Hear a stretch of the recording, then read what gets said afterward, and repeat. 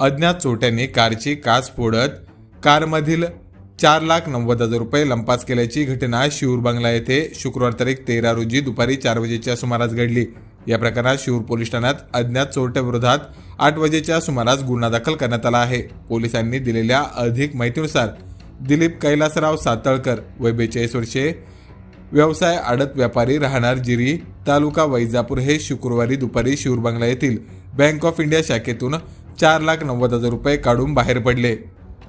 सातळकर यांनी काढलेली रोख रक्कम डस्टर कार क्रमांक MH20 CS 2929 मध्ये पिशवीमध्ये ठेवलेली होती।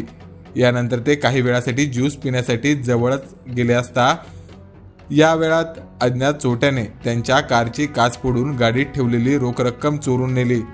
चोरीला गेलेल्या रकमेत 500 रुपयांच्या 800 नोटा व 100 रुपयांच्या 900 नोटा असा एकूण 4,90,000 रुपयांचा ऐवज असल्याचे फिर्यादीत नमूद आहे। या प्रकरणात शिऊर पोलीस ठाण्यात गुन्हा दाखल करण्यात आला असून प्रकरणाचा अधिक तपास सहाय्यक पोलीस निरीक्षक वैभव रणखाम यांच्या मार्गदर्शनाखाली उपनिरीक्षक ओगले हे करीत आहेत।